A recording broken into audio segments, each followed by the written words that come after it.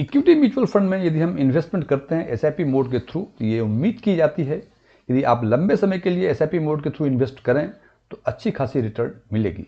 आज हम चर्चा करेंगे उन्हीं कुछ फंड्स की जिनमें एसआईपी मोड में इन्वेस्टमेंट करने पर लंबे समय में अच्छे खासे रिटर्न मिले हुए हैं। साथ ही साथ इन्होंने छोटे टाइम पीरियड यानी 3 साल और 5 साल में भी इन्होंने अच्छे खासे रिटर्न दिए हैं।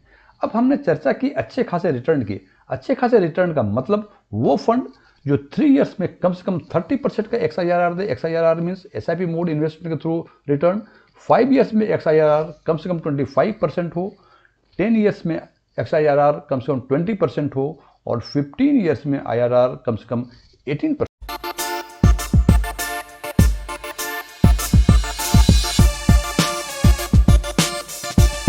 पर आगे चर्चा करने के पहले हम देखेंगे इन टाइम स्लॉट्स में 3 इयर्स में, 5 इयर्स में, 10 इयर्स में और 15 इयर्स में more than 30%, more than 25%, more than 20% और 18% का रिटर्न कितने फंड ने दिया है। तो ये हम देखते हैं कि 3 इयर्स के टाइम स्लॉट्स में कुल 13 फंड हैं जिन्होंने XIR का रिटर्न मोर देन 30% दिया है।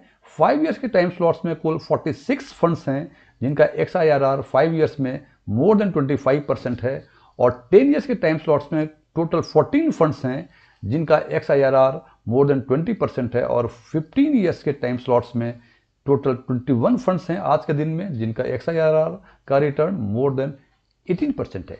अब यदि हम चर्चा करें कि इन फंड्स में यदि हम 5000 पर मंथ के हिसाब से SIP करें तो आज के दिन में 3 इयर्स के स्लॉट्स में टोटल इन्वेस्टमेंट 1,80,000 होंगे और आज के कॉर्पस की वैल्यू 30% के हिसाब से 2,93,670 रुपये हो गए। यही बातें यदि 5 इयर्स के टाइम स्लॉट्स में करेंगे तो टोटल इन्वेस्टमेंट 3 लाख रुपए होंगे और 25% XIR के हिसाब से ये अमाउंट बढ़ के 5,99,222 रुपये हो जाएंगे। 10 इयर्स के टाइम स्लॉट्स में टोटल इन्वेस्टमेंट हमारा 6 लाख रुपए का होगा और 20% के हिसाब से कॉर्पस की वैल्यू 19,11,818 रुपये हो जाएगा और 15 इयर्स के टाइम स्लॉट्स में टोटल इन्वेस्टमेंट 9 लाख रुपए होंगे और इनके कॉर्पस का वैल्यू 18% के हिसाब से 36,96,044 रुपये हो जाएंगे। फ्रेंड्स, ये हमने केवल बताया 30%, 25%, 20% और 18% के हिसाब से, जो कि इनका मिनिमम रिक्वायरमेंट है। इस बास्केट में शॉर्टलिस्ट होने के लिए कुछ फंड्स हैं जिनका रिटर्न इनसे काफ़ी बेहतर है। इसका मतलब ये एग्जाम्पल देने का पर्पस ये था कि 30%, 25%, 50% का XIRR की बातें यदि करते हैं तो हमें बात बहुत स्पष्ट समझ में नहीं आती है। यदि हम इसको क्वान्टिफाई करें तो उसको इस रूप से क्वान्टिफाई कर सकते हैं।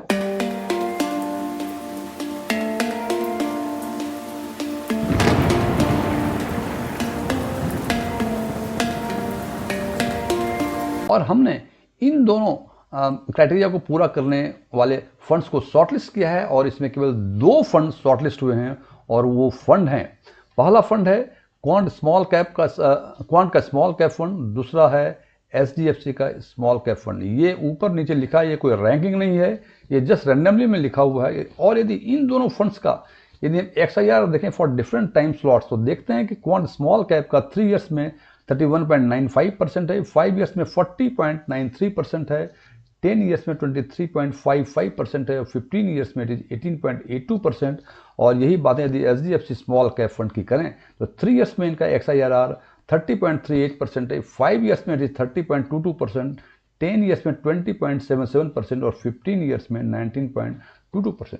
फ्रेंड्स, ये जो फंड हमने दोनों शॉर्टलिस्ट किया है, क्राइटेरिया था कि 3 इयर्स में कम से कम 30%, 5 इयर्स में 25%, 10 इयर्स में 20% और 15 इयर्स में कम से कम 18% हो। लेकिन इन दोनों फंड्स के अलावे भी कुछ 6-7 फंड हैं जिन्होंने हालांकि इन क्राइटेरिया को पूरा तो नहीं किया और ये पूरा नहीं करने के कई कारण थे। या तो हो सकता है किसी फंड्स का 15 साल पूरा ना हुआ हो इसलिए इस क्राइटेरिया में शॉर्टलिस्ट नहीं हुए, या कुछ फंड्स हैं जो इन चारों टाइम पीरियड्स में से कोई एक टाइम पीरियड को उन्होंने फुलफिल, जो क्राइटेरिया थे वो फुलफिल नहीं किया, इसीलिए इस शॉर्टलिस्ट में ये शॉर्टलिस्ट नहीं हो सके। लेकिन मेरे ओपिनियन में इन दोनों फंड्स के अलावा भी कुछ 6-7 फंड्स हैं जिनका रिटर्न XIR के बेसिस पे काफ़ी बेहतर है पिछले 10-15 साल का, और वो फंड है, सबसे पहला फंड है निप्पॉन इंडिया का स्मॉल कैप फ्रैंकलिन का स्मॉल कैप, डीएसपी का स्मॉल कैप, क्वांट का मिड कैप, एचडीएफसी का मिड कैप, आईसीआईसी प्रूडेंशियल का इंफ्रास्ट्रक्चर और क्वांट का इंफ्रास्ट्रक्चर।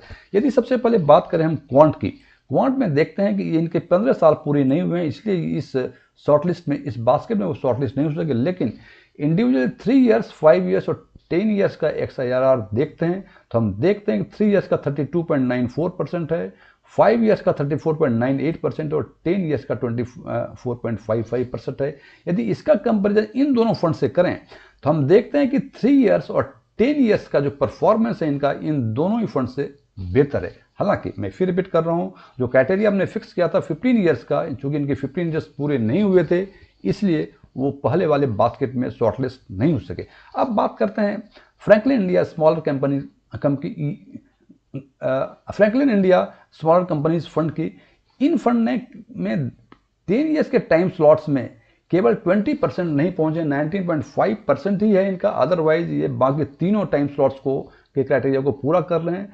डीएसपी की यदि बातें करें तो देखते हैं डीएसपी ने 3 ईयर्स, जो पिछले 3 साल का XIRR है, वो 30% भी अचीव नहीं कर सके हैं। हालांकि बाकी 5 ईयर्स, 10 ईयर्स, 15 ईयर्स के क्राइटेरिया को पूरा किया है। अब यदि देखें डीएसपी स्मॉल कैप की बातें यदि करें तो हम देखते हैं कि 15 ईयर्स में इनका 21.74% का XIRR है और ये XIRR जो है इन दोनों फंड से बेहतर है, क्योंकि क्वांट और एचडीएफसी में 18.82 और 19.22% है, जबकि यहाँ 21.74% है। इसी हिसाब से यदि एचडीएफसी मिड कैप अपॉर्चुनिटी की बातें करें तो देखते हैं कि 15 ईयर्स का यहाँ जो है इनका 20.32% है। ये फंड भी इन दोनों फंड से 15 साल के टेन्योर के हिसाब से इन दोनों फंड से बेहतर है। हालांकि इनका 2 टाइम स्लॉट्स 3 ईयर्स का जो 30% का है वो अचीव नहीं कर सके हैं और 10 ईयर्स का 19.52% जो 20% का था वो अचीव नहीं कर सके हैं। अगेन यदि हम बात करते हैं ICICI Prudential infrastructure, quant infrastructure की, तो हम देखते हैं कि आईसीआईसी का इंफ्रास्ट्रक्चर फंड का 3 ईयर्स का 32.74% है, जो कि इन दोनों फंड से बेहतर है। हालांकि 5 ईयर्स, 10 ईयर्स और 15 ईयर्स में उनसे बेहतर परफॉर्म नहीं कर पा रहे। इसी हिसाब से क्वांट की बातें यदि करते हैं, क्वांट में भी अच्छे परफॉर्मेंस, केवल 3 ईयर्स का क्राइटेरिया उन्होंने फुलफिल नहीं किया है।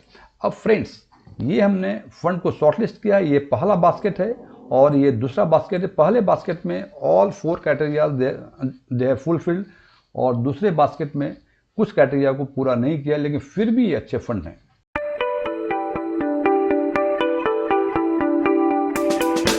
इन फंड को शॉर्टलिस्ट करने के लिए जो क्राइटेरिया हमने फिक्स किया हुआ है उसके आधार पे ये 9-10 फंड को शॉर्टलिस्ट किया है और उसके आधार पे ये कहा जा सकता है कि यदि हम हिस्टोरिकल रिटर्न के बारे में ये सोचें कि वो आगे भी रिपीट होगा तो ये सारे फंड अच्छे खासे रिटर्न देंगे। लेकिन जैसे मैं बार बार कहता हूँ कि फंड को शॉर्टलिस्ट करना और उसको रैंकिंग करना ये डिपेंड करता है इंडिविजुअल इन्वेस्टर्स के परसेप्शन पे, और ये परसेप्शन कई सारे फैक्टर्स पे डिपेंड करता है। हो सकता है कि आपका फैक्टर वो हमसे मैच नहीं करता हो, इसलिए इन फंड में इन्वेस्टमेंट के लिए अंतिम निर्णय केवल आपका।